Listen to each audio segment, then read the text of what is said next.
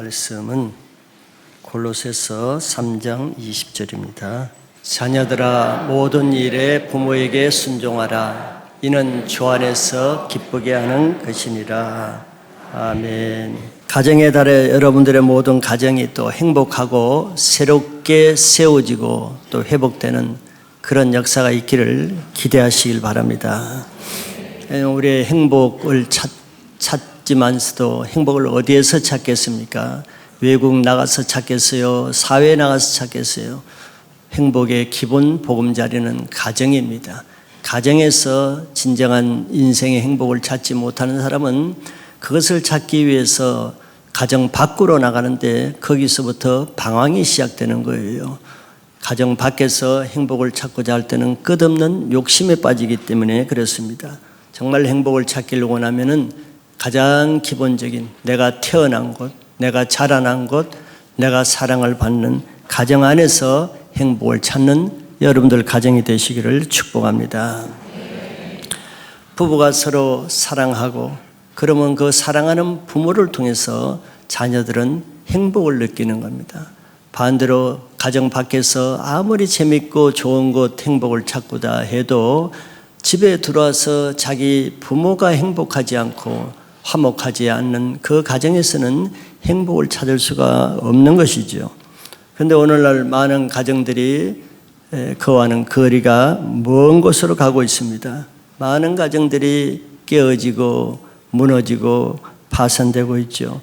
그러면서 희생은 남편과 아내도 되겠지만서도 가장 큰 희생은 자녀들에게 돌아가게 됩니다. 왜? 자녀들은 아무 책임 없이 무책임한 부모로 인해서 이유 없는 희생을 당하는 거죠. 이러한 문제의 근본은 부부에게도 있을 수 있지만 가장 근본은 그 가정에 하나님의 창조 질서를 지키지 않는 그 죄가 근본 문제라고 할 수 있습니다. 하나님의 세상에 많은 질서를 세웠고 그 중에 가정의 질서를 세운 것은 그 질서를 통해서 하나님의 축복이 임하고 또 하나님의 보호를 받기 위해서 가정에 하나님의 창조 질서를 세운 것이죠. 그런데 그 가정에 하나님의 창조 질서가 무너지면 어떻게 되겠습니까? 하나님의 축복이 막히죠. 더 큰 문제는 하나님의 보호막이 뚫리게 됩니다. 보호막이 왜 있겠어요? 에덴 동산에 왜 보호막이 있겠습니까? 선악을 알게 하는 나무는 따먹지 말라 하는 그 보호막을 주셨는데 사단이 그것을 틈타고 들어오기 때문에 그 말씀이라는 보호막을 버리면은 사단의 공격을 받게 되는 것과 같지요. 가정에 하나님의 창조 질서라는 이 보호막을 내어 던져버리면은 사단에 초청하는 것과 같은 것입니다. 그래서 사단은 가정을 무너뜨리기 위해서 끊임없이 가정에 세우신 하나님의 권위를 먼저 무너뜨리는 거예요. 그거는 곧 하나님의 보호막을 없애는 작업입니다. 그래서 사단은 지금도 세상의 여러 군데 세상을 무너뜨리기 위해서 곳곳에 세워진 하나님의 권위를 무너뜨리는 전략을 지금 우리가 하고 있는 것을 많이 보잖아요. 나라와 사회와 학교와 교회와 가정과 곳곳에 세워진 권위를 먼저 무너뜨리는 것이 사단의 결정적인 전략입니다. 그렇기 때문에 우리는 반대로 왜 세상이 이렇게 어렵고 가정이 왜 이렇게 어려운가? 근본을 먼저 회복해야죠. 그거는 하나님의 세우신 무너진 창조 질서를 회복하는 것으로부터 시작해야 됩니다. 즉 가정이 행복하기 위해서는 가정에 세워진 하나님의 창조 질서, 즉 하나님의 세우신 권위가 뚫린 것이 없는가를 먼저 보고 무너진 권위를 먼저 회복하는 것이 근본적인 문제 해결이 되죠.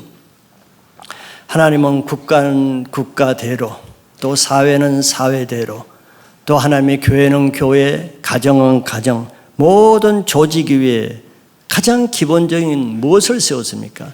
질서를 세웠죠.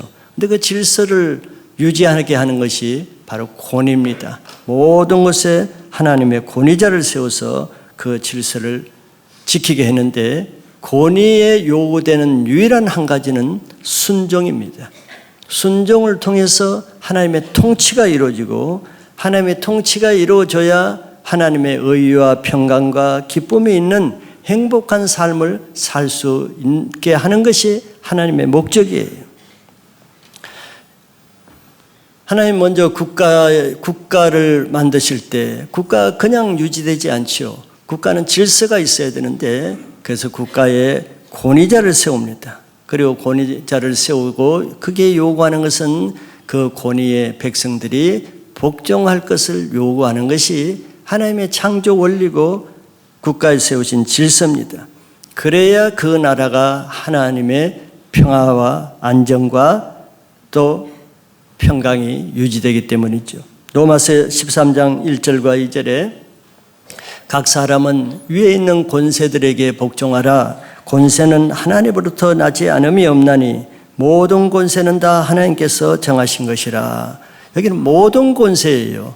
잘하는 권세뿐만 아니라 못하는 권세도, 잘못된 권세도 하나님이 세우신 것입니다.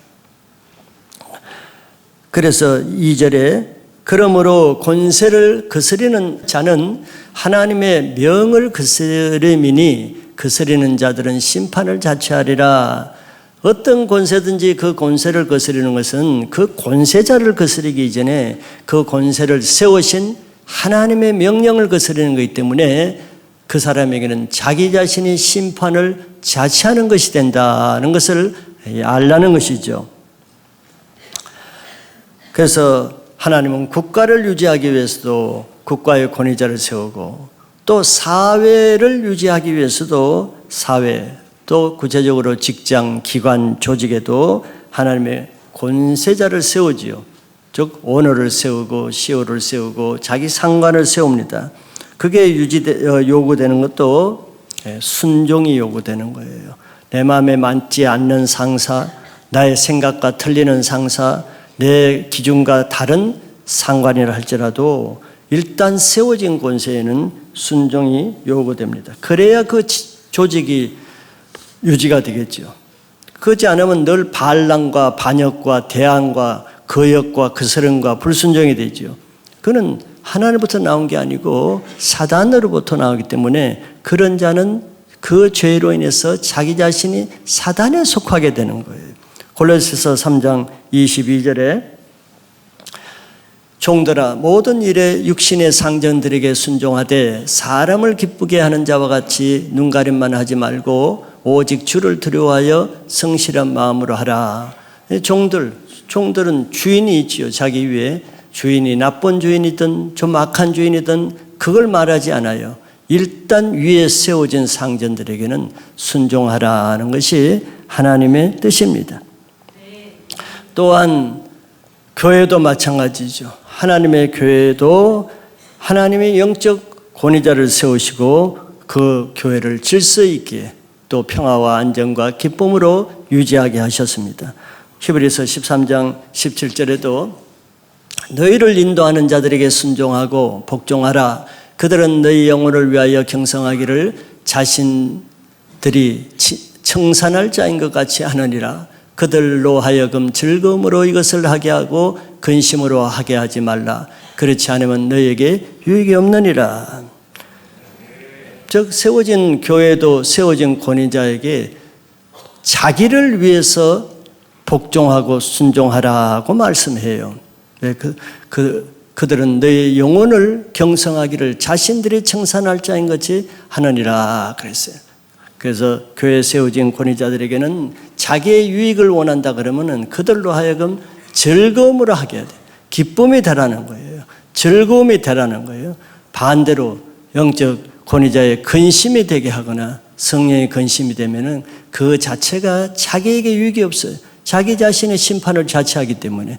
그래서 모든 죄는 사실 딴 사람에게 하는 것 같지만 자기 자신에게 하는 겁니다. 자기 자신에게 그 죄의 값이 다 돌아오는 거예요. 그래서 사탄은 교회를 무너뜨리기 위해서 영적 지도자를 대적하는 일을 하죠. 왜 영적 지도자가 무너지면은 그 교회에 보호막이 없기 때문에. 그래서 영적 지도자를 대적하는 사람은 보호막이 끊어지면 자기 자신이 사단에게 속하게 되는 거예요. 죄를 이길 수가 없어요. 자기에게 다 돌아오는 겁니다. 자기 스스로 보호막을 걷어차는 거죠. 그런 사람은 악한 자에 속해서 늘 하나님을 반대편에 서는 삶을 사는 거예요. 그리고 마지막으로 오늘 보고자 하는 가정에도 마찬가지입니다. 국가나 사회나 교회 그리고 가정에도 똑같이 하나님은 권위자를 세워서 그 가정을 보호하게 하고 또 질서를 유지하게 하죠. 그래야 가정이 유지되지, 그냥 결혼해서 산다고 해서 가정이 유지되는 건 아니죠. 그냥 결혼해서 자녀를 낳는다고 자녀가 저절로 자라는 건 아니잖아요. 하나님의 보호 안에 있지 않으면 그 가정도 사단이 공격하기 때문에 저절로 유지가 되지 않는 거예요. 골로새서 오늘 말씀, 본문 말씀처럼 가정에는 자녀들에게 모든 일에 부모에게 순종하라. 권위자에게 요구하는 것은 항상 동일합니다. 순종이에요. 국가 권위자도 순종하고 직장의 권위자에도 순종하고 교회의 권위자에게도 순종하고 또 가정에 세우신 권위자 즉 부모에게도 순종하라는 것이 하나님의 일괄적인 권위에 대한 요구사항입니다. 그래서 왜 순종하라고 합니까? 이는 주 안에서 기쁘게 하는 것이라. 이것이 주님의 기쁨이다. 주님이 원하시는 거예요. 부모가 원하기 이전에 하나님이 원하시는 거예요. 하나님이 세우신 원리이기 때문에 그렇습니다. 그래서 오늘은 그중에 가정의 달을 맞이해서 가정의 질서, 가정의 권위, 특별히 부모의 권위에 대해서 한번 보고자 합니다.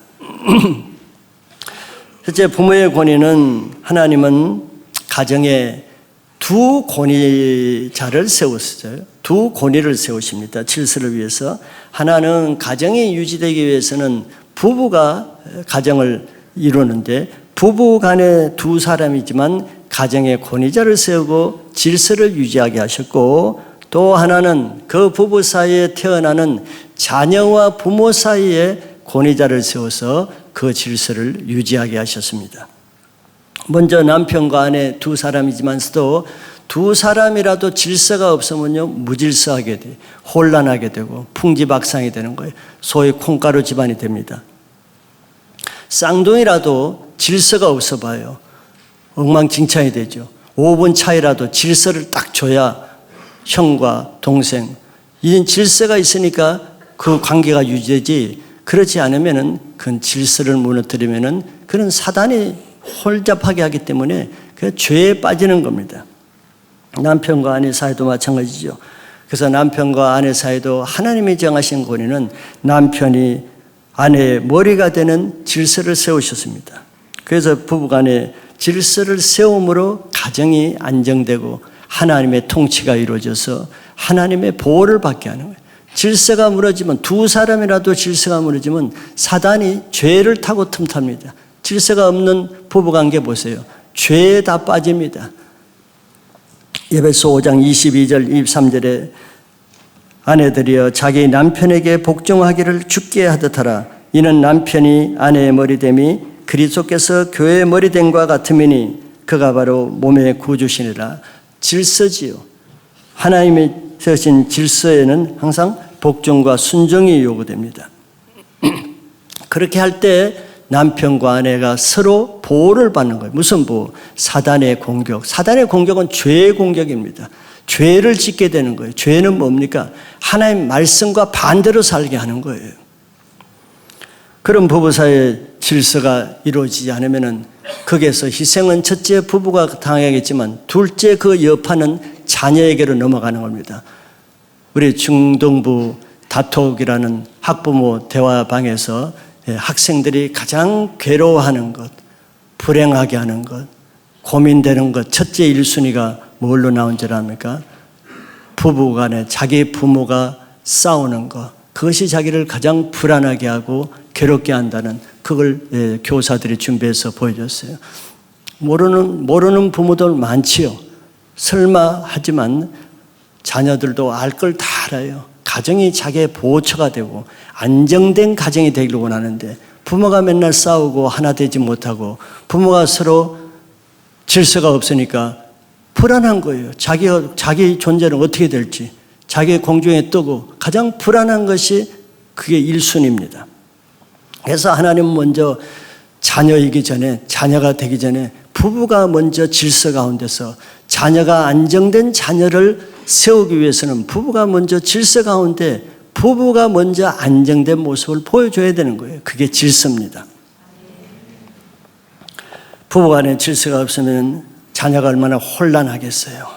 뭐가 뭔지를. 그런 자녀가 결혼하면 또 어떻게 되겠어요?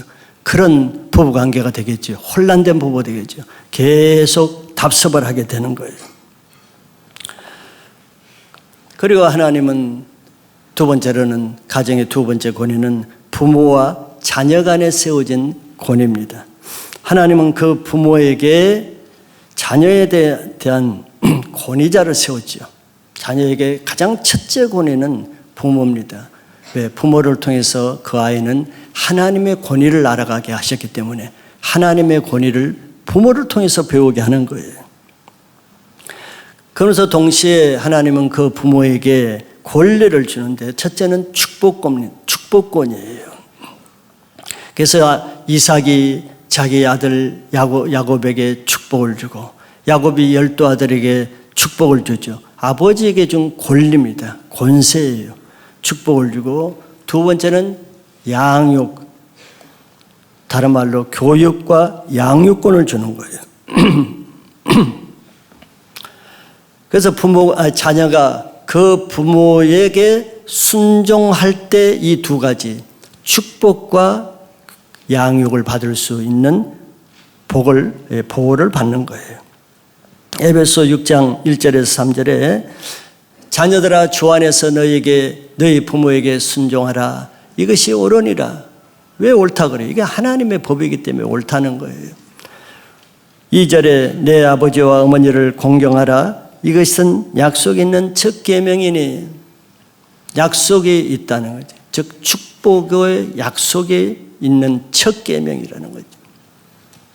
어떤 약속입니까? 3절에 이로써 내가 잘 되고 두 번째 땅에서 장수하는 약속, 축복이 주어지는데 조건은 내 부모를 공경하고 순종하는 것입니다. 우리가 자식이 다 잘 되길 원하죠. 과잉으로 잘 되길 원하죠. 과잉은 욕심입니다. 근데 자식을 가장 자기 자녀를 힘 안 들이고 노력하지 않고 가장 완전하게 자녀를 축복하는 방법이 뭐겠어요? 내가 과외를 보내고 외국 유학을 보내고 기러기 삶을 살고 얼마나 많은 갑질을가. 그러면서 아이들을 가르치는 것을 포기하잖아요. 그런데 가장 완벽한 자녀 축복은 여기 말씀에 나와 있는 거예요. 자기 자녀를 공부를 한 자 더 가르치기 위해서 학원을 보내고 유학을 보내는 것보다 어떻게 하면 되겠습니까? 자기 부모에게 순종하도록 가르치는 그 방법이 자녀에게 최고의 축복이 되는 거죠. 하나님이 그 자녀에게 주는 복처럼 부모가 줄 수 있어요? 줄 수 없습니다. 하나님이 그 자녀를 가르치고 세우는 것, 그것보다 더 부모가 잘 세울 수 있겠어요? 부모는 그런 능력이 없어요. 그런데 하나님이 그 자녀를 잘 되고, 잘 된다 그랬잖아요. 또 장수하고, 그 방법은 하나님밖에 할 수 없죠. 하나입니다. 부모를 순종하고 공경하도록 그걸 가르치는 거예요. 학원에 한 자 더 가르치는 것보다도 부모를 공경하게 가르치고 순종하게 가르치면은 하나님의 그 자녀를 잘 되게 하고 그런 자녀는 장수하게 한다는 겁니다. 그래서 정말 자기 자녀가 잘 되게 하기 위해서는 하나님이 하라는 대로 해야 되는 거예요. 그런데 요즘 부모들은 반대로 하는 경우가 많지 않아요? 반대로. 부모에게는 대들먹게 하고 부모에게는 순종하지 않게 하고 딴 것으로 다 채워주려고 그래요. 거꾸로 하고 있어요. 그런 자녀가 부모의 권위를 벗어나면, 즉 부모에게 순종하지도 않고 공경하지도 않으면 부모의 권위를 벗어나죠. 그런 첫째는 부모의 축복권이 없어집니다. 두 번째는 부모의 보호권이 없어져요. 그럼 죄에 빠지는 겁니다. 사단에게 내주는 거예요. 이제 그런 것을 모르고 있어요. 욕심으로 키우니까 그걸 놓치고 있는 거예요. 오늘날 가정의 문제는 뭐 자녀들에게 뭐 학원 보낼 돈이 없는 게 문제입니까? 좋은 것을 못 해주는 게 문제예요? 늘 그런 것만 문제로 생각하죠. 우리 아이들도 내가 돈이 있으면 더 좋은 교육을 시킬 텐데, 남들처럼 이렇게 시킬 텐데, 뭐 그거 못해서 부모가 안타까워하고 있어요. 물론 부모의 마음이겠죠. 그러나 제대로 하나님 앞에 생각을 해보세요. 오늘날 문제가 자녀에게 해줄 돈이 없는 게 그게 문제인지, 좀 더 좋은 곳에서 살지 못하게 하는 그게 문제인지, 좀 더 편하게 뒷바라지 못한 게 그게 문제인지.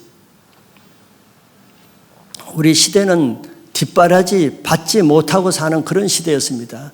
그래도 다 지금 살아있어요. 예.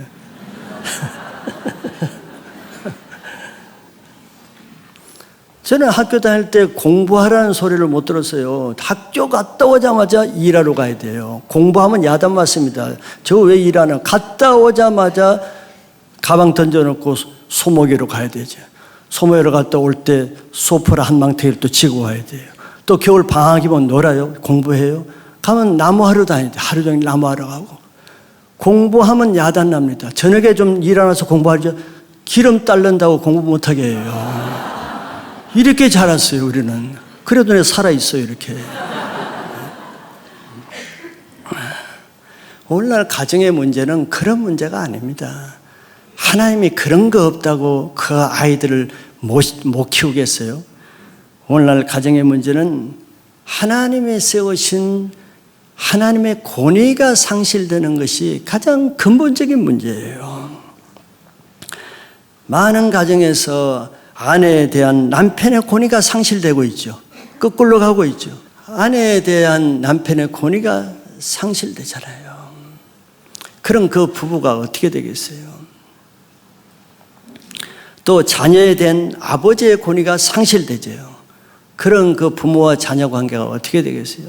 이게 가장 근본적이고 더 실제적인 심각한 문제인데, 이런 문제는 문제의식이 약한 것 같아요. 모든 문제를 물질, 돈, 경제적인 것에 모든 초점을 못 치니까 이제는 어머니까지도 자식을 위해서 맞벌이를 나서는 거예요. 집에서 가정을 지키고 자녀를 키워야 될 이 어머니들이 다 자녀는 다 학원에 맡겨놓고 이제 일하러 나가죠. 뭐 때문에? 돈 때문에 그러죠. 아이들을 돈으로 키우려고 그래요. 그러면서 하나님의 근본적인 질서가 어떻게 되는지 관심이 없어요. 문제를 다른 데로 다 도피시켜요. 근본 문제가 뭔가를 알아야 자기 가정의 문제가 뭐고 또 자기 자녀의 문제가 뭔지를, 문제의 근본을 알 수가 있죠.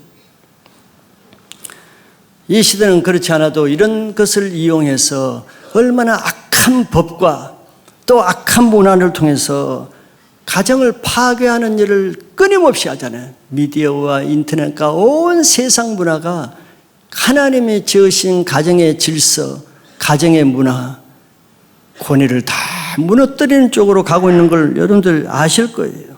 특별히 합법적으로 인권이라는 명목 하에서 많은 여성들과 자녀의 권위, 인권을 상성한다는 좋은 미명이죠. 명목이죠. 그것을 강화하면서 상대적으로 가정의 권위는 약화시키죠. 가정의 권위를 약화시키고 자녀에 대해서 부모의 권위가 약화됩니다. 마음대로 교육도 못해요. 학교에서도 마음대로 교사들이 자녀들을, 학생들을 교육 못합니다. 인권이 신권보다 위에 올라가요. 거꾸로 가고 있어요. 근데 그에도 부모들도 그게 편성해가고 있죠. 이런 사단의 계략의 결과는 이전보다 인권으로서 가정을 보호하게 한다는 면목으로 인권을 세우는데, 보세요. 이 지금 시대에 과거보다도 현저하게 가정이 더 깨어지고, 과거보다 인권의 보호를 받는 이 청소년 세대가 훨씬 더 세상에서 방황하고 타락하는 것은 더 증가되고 있어요. 가정의 권위가 무너지는 그 인권이 무슨 인권이겠어요? 그런 가정은 하나님의 보호를 받지 못합니다. 축복을 받지 못해요. 보호를 받지 못하면 아이들을, 자녀들을 다 죄로 넘겨주는 겁니다. 합법적으로 죄로 넘겨주는 거예요. 그런 깨어진 가정, 그런 부모 밑에서 상처받은 이런 아이들에게 뭐가 쌓이겠어요? 원망과 불평과 불만정과 분노와 혈기가 쌓이겠죠. 그러면 그걸 어디서 풀겠어요? 첫째는 가정에서도 풀겠지만 세상 가정 밖에 나가서 그 스트레스를 풀잖아요. 욕구불만과 욕정과 혈기와 불기를, 욕구불만을 쏟아내는 대상이 세상입니다. 그러니 세상이 얼마나 갈수록 음란하고 악하고 폭력적이고 거짓되고 그래요. 가정에서 그게 원줄기는 가정입니다. 가정이 원만하고 행복하고 안정되면 왜 그것이 세상에 나오겠어요? 세상에 좋은 것만 나오지. 가정에서부터 깨어지고 파괴되고 욕구불만이고 이런 불화와 짜증과 불만이 다 밖에 나가서 표출하니까 세상만 더 악해지고 더러워지고 망가지는 거죠. 이러한 근본 문제 해결을 어디에서 찾겠어요? 밖에 아무리 좋은, 세상 밖에 좋은 시설을 하고 어린이 놀이터를 하고 청소년 문화센터를 한다고 그게 바뀌어지겠어요? 밖에 안에서 있는 그 분노와 혈기가 좋은 문화센터를 만든다고 해결되겠어요? 문화센터를 다 부숴버리는데? 그런 방법으로 되지 않죠. 문제 해결은 하나님의 창조 질서로 돌아가는 것인데 그거는 가정에 세우신 질서를 회복하는 것이고 가정에 세우신 질서는 가정에 세워진 권위가 회복되는 것으로 이루어지는 겁니다. 먼저는 자녀들을 어떻게 하기 전에 먼저는 부부 간의 권위의 질서가 세워지는 게 먼저예요. 우리는 그거 모르고 늘 자녀 탓만 하죠. 자녀 탓하면 네 엄마 닮아서 그렇다, 네 애비 닮아서 그렇다. 주제 파악을 못하는 거예요. 뭐 때문에 그런지. 부모 자녀 간의 좋은 관계는 우선 그 전에 부부 간의 좋은 관계를 봐야 자녀 간의 관계가 형성되는 거예요. 어떤 부부 간의 질서가 세워져야죠. 아내와 남편 간에 하나님이 세우신 질서가 세워져야 그 질서를 보시고 하나님이 그 가정을 회복하시죠. 그럼 그 질서를 본 부모를 보고 자라난 자녀가 어떻게 되겠어요? 안정감을 가지고 하나님 안에서 보호를 받게 됩니다. 부부가 하나님의 보호를 받지 못하고 맨날 다투고 별거하고 나눠지는데 그걸 그 안에 있는 자녀들이 너는 잘해라, 너는 잘해야 된다. 그게 되겠어요? 모든 문제의 근본은 가정에서부터 일어나고 가정의 근본적인 문제는 하나님의 권위가 무너지는 데서 시작된다는 것을 인식하시고 가정을 회복하기 위해서 가정의 권위를 회복할 수 있기를 바라겠습니다. 두 번째는 부모의 역할이에요. 하나님은 부모에게 자녀를 낳을 수 있는 특권도 주셨지만 낳은 후에 그 자녀를 양육할 수 있는 권리도 주셨습니다. 즉 가르칠 권리를 주셨어요. 하나님은 자녀를 키우기 위해서 먼저 하나님의 말씀으로 양육하고 훈련하라고 하십니다. 그래서 자녀 교육의 첫째 책임은 학교도 아니고 교회도 아니에요. 학원도 아니에요. 자녀 교육의 첫째 책임과 사명은 부모에게 있습니다. 하나님은 부모에게 가르치라고 그랬어요.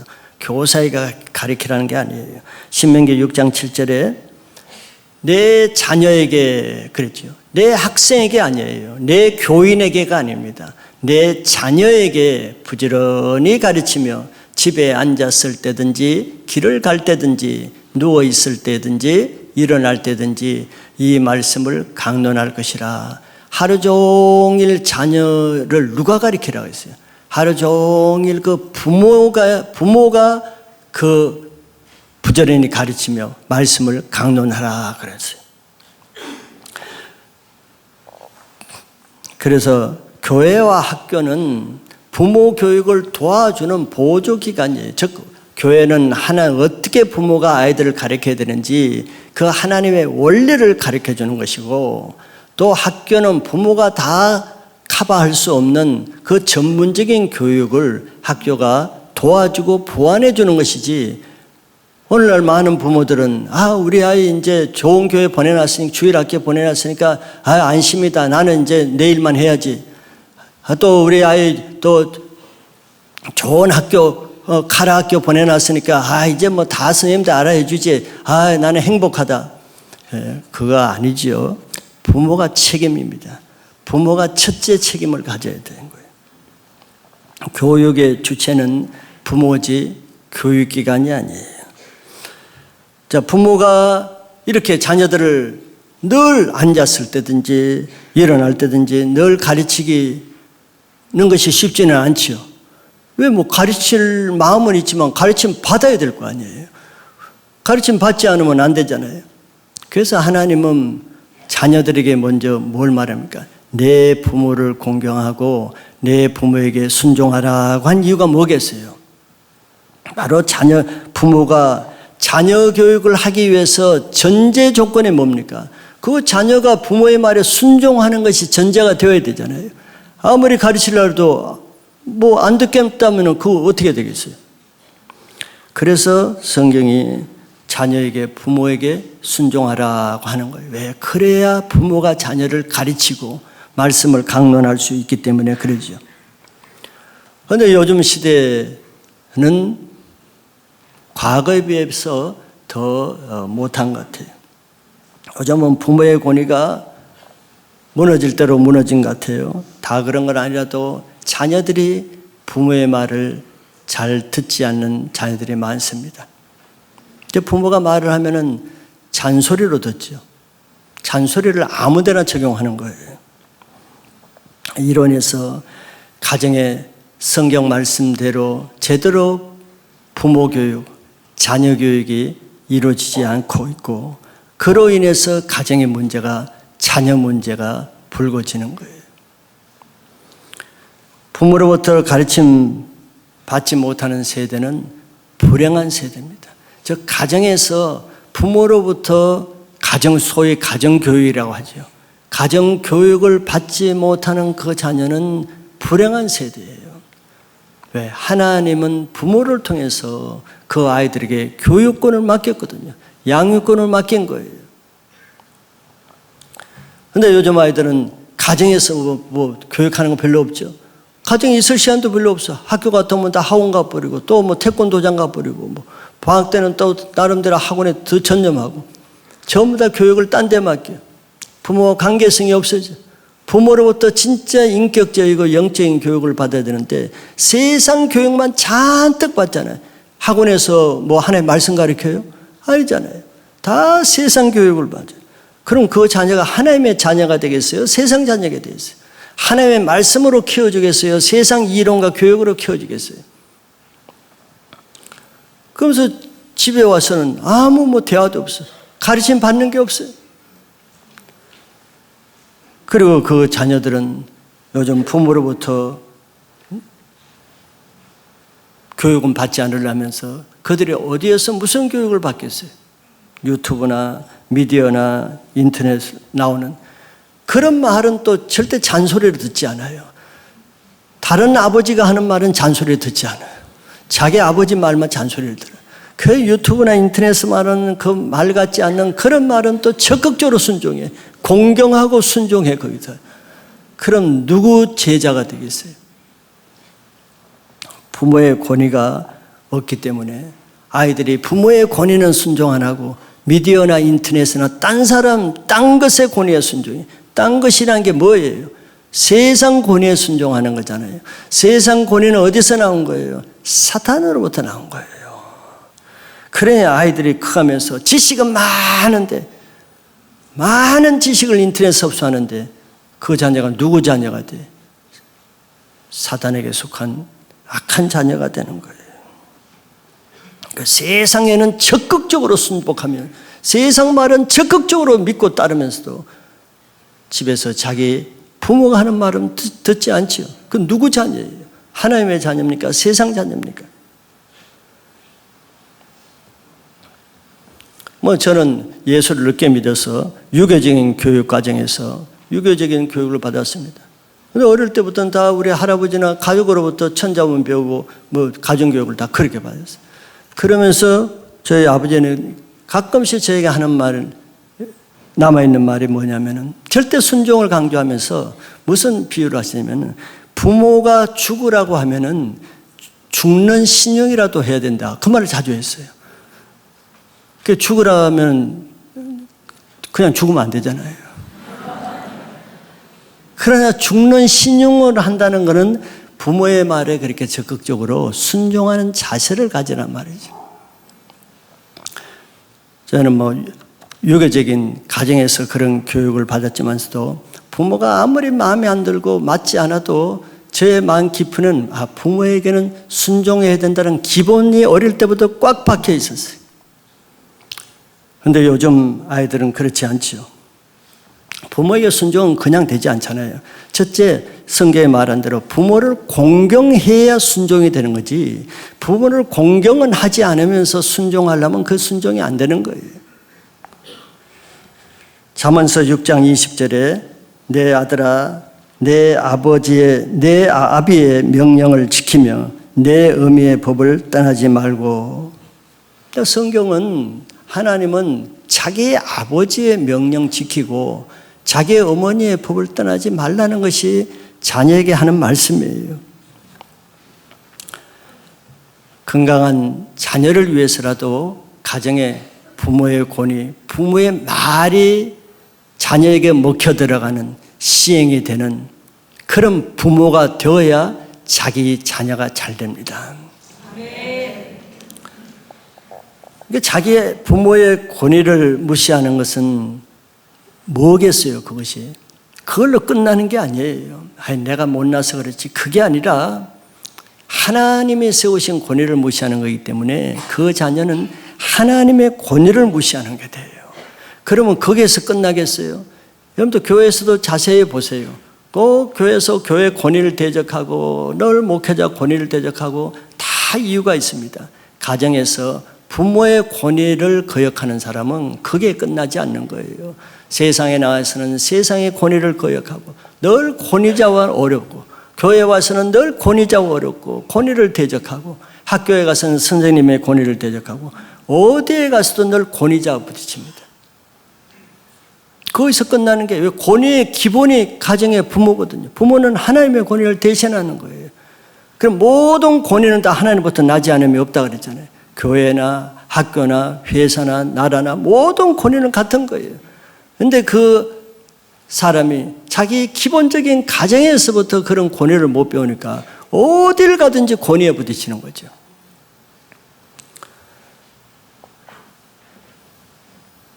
권위에 들어가지 못하면 그걸로 끝나는 게 아니죠.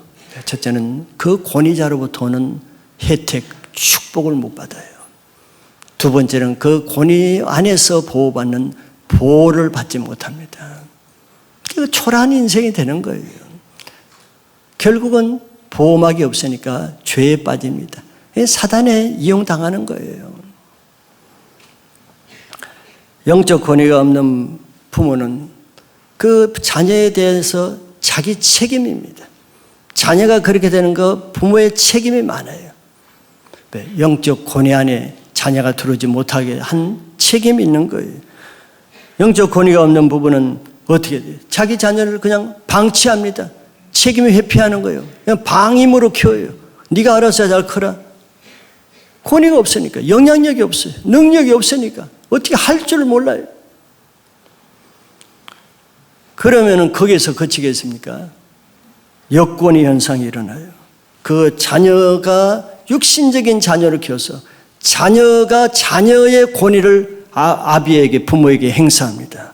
부모를 조종하게 되는 거지. 자기 뭐 해주지 않으면 가만히 있지 않겠다. 자기 욕구를 강하게 요구하고 자기 욕심을 주장해서 아버지 부모를 컨트롤을 하고 조종하고 자기 뜻대로 자기 권위를 해요. 역권위 현상이 일어나는 거예요. 아버지에게 순종하는 것이 아니라 자기 뜻에 아버지가 굴복되기를 원하는 거죠. 이는 역권위는 사단이 하는 겁니다. 그런 부모는 영적 권위가 없으니까 결국은 거기에 항복하고 돈으로 자녀를 키우는 거예요.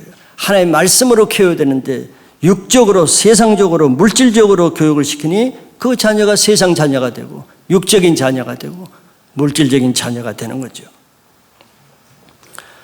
이런 영권이 없어지면 부모는 하수인이 되는 겁니다.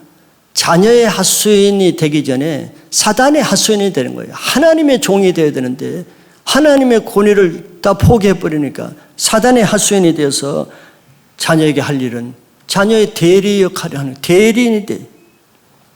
자녀가 감당해야 될 책임과 의무를 자녀로 하여금 하도록 해야 자녀가 자립심이 생기고 자생력이 생기고 건강한 자녀를 크는데 부모가 다 해주는 거예요. 부모가 대신 자녀가 해야 될 기회를 권리를 박탈하는 것입니다. 그 사랑이 아니에요. 자녀의 권리를 박탈시키는 거죠. 무기력하게 만드는 거예요. 이기적인 자녀, 자기밖에 모르는 자녀, 아무것도 스스로 할 수 없는 부모 의존적인 자녀, 사회 부적응자가 되죠. 학교에 와서 부적응하고 왕따당하고 군대 가서도 부정하고 이런 문제가 왜 생기겠어요? 가정에서부터 생기는 거예요. 학교 가서 그런 일이 나타나는 것이 아니고 군대 가서 갑자기 그런 게 아니죠. 이것은 사랑이 아니라 부모를 그냥 방치하는 결과입니다. 스스로 부모의 권위를 포기하는 것은 스스로 자녀를 보호하겠다는 것을 포기하는 거예요. 이로 인해서 자기 자녀는 어떻게 커요? 탈권위적인 아이로 큽니다. 권위 밖에서 크는 거예요. 권위를 몰라요. 권위를 무시 없이. 그 나중에 이제 학교나 군대나 사회 조직 이건 다 권위 안에 들어가죠. 못 견뎌하는 거죠. 그러니까 다 자기가 뭘 벤처 사업을 자기가 뭘 하려고 그래요. 권위 없이 자기가 권위자가 되려고 그래요. 하나님의 창조 질서를 떠나면은 하나님의 보호권에서 벗어납니다. 그래서 요즘 젊은 세대, 요즘 세대 사람들이 얼마나 정신적인 이런 문제를 많이 알아요. 예전에 비해서. 지금 통계적으로도 이 시대에 가장 많이 생기는 게 병원 중에 뭔 줄 알아요? 신경정신과가 급속도로 많이 생긴다는 거예요. 다른 병원에 비해서. 다 이유가 있는 거죠. 신명기 27장 16절에 그의 부모를 경홀히 여기는 자는 저주를 받을 것이라 할 것이요 모든 백성은 아멘 할지니라 그랬어요. 자, 부모를 경홀히 여기면은 아유 내가 못나서 그렇지, 아유 내가 뭐 아비 노릇을 못해서 그렇지, 그 차원으로 인간적으로 생각하는 게 아니고 저기 말씀을 보세요. 자기 자녀가 부모가 아무리 못나도 자기 부모를 경홀히 여기는 것이 무엇을 가져오는가를 보세요. 자기 부모를 경홀히 여기는 자는 저주를 받을 것이라 할 것이요 그것의 모든 백성은 아멘 하라 그랬어요. 자기 자녀를 그냥 너무 사랑하기 때문에 아이 그래 내가 뭐 내 자녀를 사랑하니까 뭘 모르는 거예요. 자기 자녀가 사랑하니까 부모를 그냥 편하게 대하고 그냥 막대하고 뭐 공경하지도 않고 순종하지 않아도 아유 부모 뭐 내가 사랑하니까 뭘 모르는 겁니다. 인간적으로 부모를 경외하지 않고 부모를 순종하지 않고 더구나 경홀히 여기면은 그 자녀를 어떻게 만드는 거라 그랬어요? 부모가 원치 않지만 하나님 앞에서는 그 자녀는 저주를 받게 된다는 거예요. 부모가 저주를 받는 자녀를 만드는 거예요. 부모가 자기 자녀에 대한 권위를 포기하고 그냥 권위를 방해하면은 자녀를 저주에 빠지게 한다는 거 아니에요. 부모의 권위를 포기하는 그 자녀는 사단이 금방 그 자녀를 탈취합니다. 부모가 방치한 자녀는 그래서 다 죄에 빠지죠. 사단이 낚아가는 거예요. 그래서 사단이 악한 도구로 이용합니다. 그 자녀들이 그렇게 가는 거예요. 성경에도 엘리 제사장이 있었죠. 그런 제사장임에도 불구하고 그 아들도 제사장이에요. 그런데 아들들이 너무 악해지요. 정말 하나님 앞에도 악하고 또 부도덕한 죄도 많이 지었고, 그러면 제사장이 자기 아버지가 아버지의 권위를 가지고 자녀들을 책망하고 자녀들을 바로 가르치고 해야 될 거 아니에요. 근데 자녀를 너무 사랑하는 거예요. 너무 사랑하니까 얘들아 그러면 안 되지, 그러지 말라. 자녀를 너무 사랑해서 강하게 죄를 책망하지 못해. 여기 자녀들이 아버지 말을 무시해. 아버지 권위를 인정하지 않아. 제사장이 자기 아버지 말을 해도 말같이 듣지 않아요. 그러면 그것이 누구에게 가요? 그 자녀들에게 그 저주가 내려가죠. 그 아버지가 그 자녀들을 잘 대하는 거예요? 사랑으로 대하는 겁니까? 자비로 대하는 거예요? 온유함으로 대하는 겁니까? 자기 아버지의 권위를 포기하는 거예요. 아버지를 경홀히 여기게 만드는 것이지, 아버지가. 그래서 그 아들들은 결국 전쟁에 들어가서 아들 다 죽고 그 가정이 다 저주를 받아서 다 끊어져 버렸잖아요. 성경이 이것을 가르쳐 주잖아요. 아버지가 그 권위를 자녀에게 포기하면은 그 가문이 어떻게 되는지. 그 가게가 다 망했어요. 자기 자녀를 하나님의 자녀로 정말 키우고 싶다면은 먼저 부모로서 자기 자신의 하나님의 권위를 회복해야 됩니다. 근데 권위가 왜 얻겠어요? 뭐 배운 것이 없어서 얻겠습니까? 학교를 못 나서 얻겠어요? 가난해서 자식에게 해준 것이 없어서 내가 부모로서 할 말이 없다? 이건 인간적이지요. 부모가 영적인 권위가 없는 것은 뭐겠어요? 하나님 앞에 그 부모 자신이 영적 권위를 가지지 못하기 때문에 권위가 없는 거예요. 못나서 그런 게 아니고 재산이 없어서 그런 것이 아니고 그 부모 자신이 하나님을 경외하고 하나님을 공경하고 부모 자신이 하나님께 순종해 보세요. 하나님이 그 부모에게 권위를 왜 안 주시겠어요? 부모 자신이 하나님께 불순종하고 하나님을 경홀히 여기고 하나님을 순종하지도 않으니까 하나님의 권위가 없는 거죠. 그게 자기 책임이란 말이에요. 그러면 다시 자녀 앞에 부모가 권위를 가지려면 어떻게 되겠습니까? 자녀에게 잘하라고 말하기 전에 자녀에게 너 내 아버지의 나에게 좀 순종해라 이렇게 하기 전에 부모 자신이 하나님의 말씀에 순종하고 부모 자신이 하나님을 경외하고 하나님 뜻대로 살아보세요. 그러면 하나님이 그 권위를 주시고 자녀가 그걸 봐요. 그리고 자녀에게 하나님이 그 순종하는 마음을 흘러보내줍니다.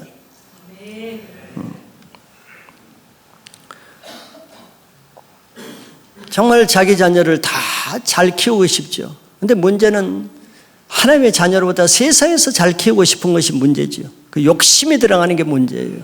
욕심이 들어가면 자기 자녀를 하나님께 내놓지 못합니다. 자기가 끌어안아야 돼요. 자기 품에서 부모 품에서 내주질 않아요. 심지어 교회도 안 내어줍니다. 우리 청소년들, 대학생들 교회에서 좀 훈련시키려고 이 특권이죠. 교회, 대학부나 청년부나에서 훈련받을 수 있는 건 특권이에요. 요즘 세상 밖에 나서 어디서 자기 자녀 훈련시켜주세요? 학원에서 훈련시켜줘요? 훈련시켜 줄 곳이 없어요. 그런데 훈련시켜 주겠다는데도 늘 자기 자녀 과잉보호하느라고 훈련시키는 사람 섭섭하게 하고 자기에 대한 훈련 못 받게 하고 이건 누구에게 속한 건지 몰라요. 너무너무 안타까운 거예요. 그 자녀를 하나님의 자녀로 키우려고 그러는 거예요. 세상 욕심의 자녀로 키우려고 그러는 거예요. 부모 때문에 그 자녀가 그렇게 되는 거예요. 부모가 그런 마인드로 자녀를 품고 있는데 그 자녀가 무슨 자녀가 되겠어요? 자기 자신의 인생을, 부모가 자기 자신의 인생을 하나님께 못 맡기니까 자기 자녀를 하나님께 맡기겠어요? 자기 인생도 못 맡기는데 자기도 하나님부터 자기 인생을 스스로 보호하려고 끌어안고 있는데 자기 자녀를 보내겠어요? 교회도 못 보내요. 하나님께 못 내버리죠. 자기가 죽을 때까지 끌어안고 있어야지. 그런 그 자녀가 뭐가 되겠어요? 육신의 자녀, 인간적인 자녀, 세상의 자녀. 뭐 뻔한 거 아니겠어요? 그러면서도 생각으로는 교회에 들은 게 있어가지고 내 자녀는 다윗과 같이 키워야지, 보세같이 키워야지. 참 재밌는 일이죠. 하나님이 들으시면은 무서워서 견딜 수가 없을 것 같아요. 정말 여러분들이 모세와 같은 자녀를 키우기 위해서는 모세가 어떻게 모세가 됐어요? 부모 때문에 그렇게 된 겁니다. 부모 때문에. 부모의 믿음 때문에 된 것이죠. 부모의 믿음 때문에 3개월간 두려워하지 않고 왕도 두려워하지 않고 지켰어요.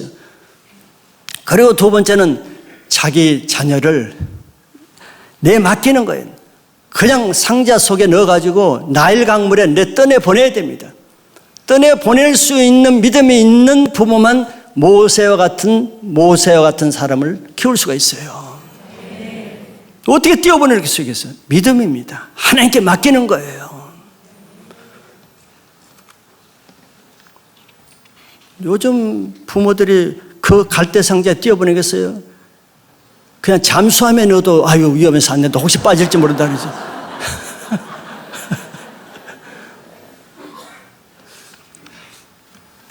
자기 자녀를 하나님의 사람으로 키우기 위해서는 하나님께 떠나보내야 됩니다. 하나님께. 하나님이 키우는 것을 막는 것이 부모예요. 부모 간섭 때문에 하나님이 그 자녀를 마음껏 못 키워요. 부모가 그 선을 넘어보세요. 그냥 내가 안고 있는 내 자녀는 내가 키워야지. 한번 그거를 떠나보내면은 그 자녀는 마음껏 날개를 날고 하늘까지 날아가는 자녀가 되는 거예요. 하나님께 믿음으로 맡긴 자녀는 하나님께 친히 키우십니다. 그런 믿음이 없는 부모는 그 아들을 그냥 쫀챙이처럼 키울 수밖에 없어요. 가정의 달에 여러분 정말 자녀를 사랑하죠. 사랑한다 그러면 여러분 자기 부모 자신이 먼저 하나님 앞에 바로 서야 됩니다. 자녀 닥달할 필요 없어요.